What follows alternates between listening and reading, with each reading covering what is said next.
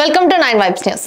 కాళేశ్వరం ఎత్తిపోతల పథకం మొదటి లింక్ లో ఉన్న 3 బ్యారేజీల తుది బిల్లులు పెండింగ్ లో పెట్టాలని రాష్ట్ర ప్రభుత్వం అధికారులకు ఆదేశించినట్టు తెలిసింది. మేడిగడ్డ ఆనకట్టు కుంగడంతో పాటు అన్నారం, సుందిలా బ్యారేజీలకు సమస్యలున్నట్లు జాతీయ డ్యామ్ సేఫ్టీ అధికారులు పేర్కొనడం, మేడిగడ్డ పునరుద్ధరణ పనులు ఎవరు చేయాలన్న వివాదం నేపథ్యంలో ఆ నిర్ణయం తీసుకున్నట్లు సమాచారం. తుది బిల్లులు చెల్లించేందుకు సంబంధిత ఇంజనీర్లు సిఫార్సు చేయడంతో పాటు అందుకు సంబంధించి గుత్తేదారులు ధృవీకరణ ఇస్తారు. మేడిగడ్డ బ్యారేజీ పనిచేసిన L&T సంస్థకు సుమారు 400 కోట్ల వరకు తుది బిల్లు చెల్లించాల్సి ఉన్నట్లు సంబంధిత వర్గాలు తెలిపాయి.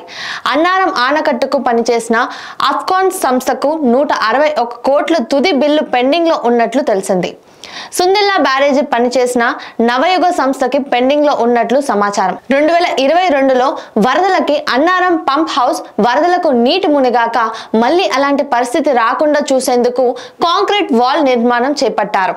సుమారు 90% పైగా పూర్తయిన ఆ పనికి మెగా ఇంజనీరింగ్ కు చెల్లించాల్సిన 74 కోట్ల బిల్లు పెండింగ్ లో ఉన్నట్లు తెలిసింది. పునరుద్ధరణ పనులపై అంతిమ నిర్ణయానికి వచ్చిన తర్వాతనే 3 బ్యారేజ్లకు సంబంధించిన తుది బిల్లులపై నిర్ణయం తీసుకున్నట్లు తెలిసింది. నీటి పారుదల శాఖలో గుత్తేదారులు చేసిన పనులు భూసేకరణకి కలిపి 10,000 కోట్ల వరకు రోడ్లు, భవనాలు సహా అన్ని ఇంజనీరింగ్ విభాగాల్లోనూ భారీగా బిల్లులు పెండింగ్ లో ఉన్నాయి.